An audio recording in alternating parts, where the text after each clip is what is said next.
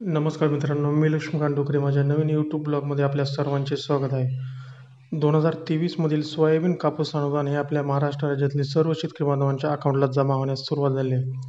तसेच मित्रांनो, हे अनुदान हेक्टरी 5,000 रुपये याप्रमाणे 2 हेक्टरच्या मर्यादेमध्ये कापूस व सोयाबीन असे दोन्ही पिकांना 2 हेक्टरपर्यंतच अनुदान मिळणार होते, हेक्टरी 5,000 रुपये याप्रमाणे.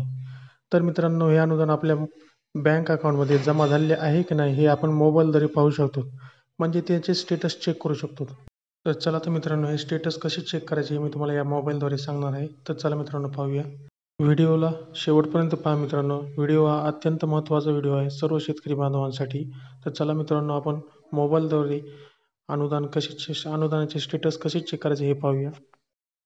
या ठिकाणी बघा मित्रांनो, मोबाईलद्वारे 2023 सोयाबीन कापूस अनुदान आपल्या बँक अकाउंटमध्ये जमा झाले आहे की नाही हे आपण मोबाईलद्वारे चेक करणार आहोत. या ठिकाणी गुगलवर जायचं आहे. गुगलवर गेल्यानंतर scagriDBT.myit.org.login यावर क्लिक करायचं आहे, म्हणजे यावर त्यांची ऑफिशियल वेबसाईट येते. यावर क्लिक करायचं आहे. यावर क्लिक केल्यानंतर या ठिकाणी त्यांची एक ऑफिशियल पेज ओपन होते. या ठिकाणी आपण पाहू शकतो सन 2023 खरीप हंगामातील कापूस व सोयाबीन उत्पादक शेतकऱ्यांना अर्थसहाय्य कृषी विभाग महाराष्ट्र शासन आशिष दिले आहे. वरी सर्व मुख्यमंत्री, उपमुख्यमंत्री आणि माननीय कृषी मंत्री यांचा देखील फोटो आहे. या ठिकाणी आपल्याला डिस्ट्रीब्युशन स्टेटस यावर क्लिक करायचं आहे. या ठिकाणी मित्रांनो, आपल्याला आधार नंबर टाकायचा आहे, कॅपकस टाकायचा आहे आणि गेट ओ टी पीच्या द्वारे आपल्याला हे स्टेटस चेक करायचं आहे.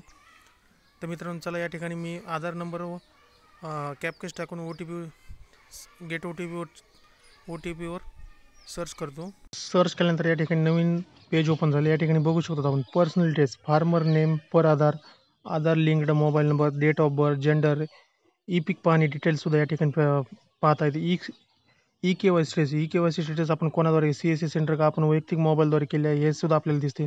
डिस्ट्रीब्युशन स्टेटस म्हणजे 2023 जे सोयाबीन व कापूस नुकसान झालेले आहे, म्हणजे त्यांचे अनुदान जे मिळणार आहे ते आपल्या कोणत्या बँक अकाउंटमध्ये कधी जमा झाले, त्या डेट्स सर्व माहिती व किती जमा झाले, हेक्टरी 5,000 नाही किती हेक्टरपर्यंत जमा झाली. तसेच 2 हेक्टरचीच मर्यादा होती मित्रांनो कापूस आणि सोयाबीनला. हेक्टरी 5,000पर्यंत 10,000च भेटणार 2 हेक्टरपर्यंत.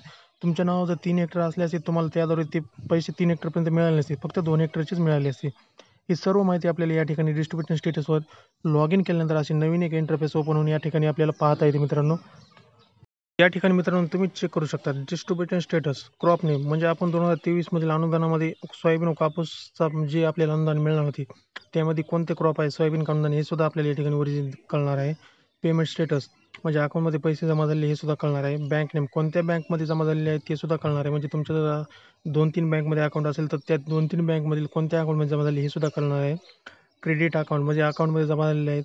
तसेच क्रेडिट डेट म्हणजे कोणत्या दिवशी जमा झालेले आहेत अकाउंटमध्ये ते सुद्धा कळणार आहे. UTR नंबर, ट्रान्झॅक्शन अशी सर्व माहिती आपण या व्हिडिओच्या माध्यमातून पाहू शकतो मित्रांनो. तर हा व्हिडिओ शेवटपर्यंत पहा मित्रांनो, हा खूप अत्यंत महत्त्वाचा व्हिडिओ आहे. तुम्हाला व्हिडिओ आवडला असेल तर मित्रांनो व्हिडिओला लाईक करा, चॅनलला सबस्क्राईब करा, बेल आयकॉनला क्लिक करा. असेच नवनवीन अपडेट तुम्हाला मिळत राहील मित्रांनो. धन्यवाद. जय महाराष्ट्र.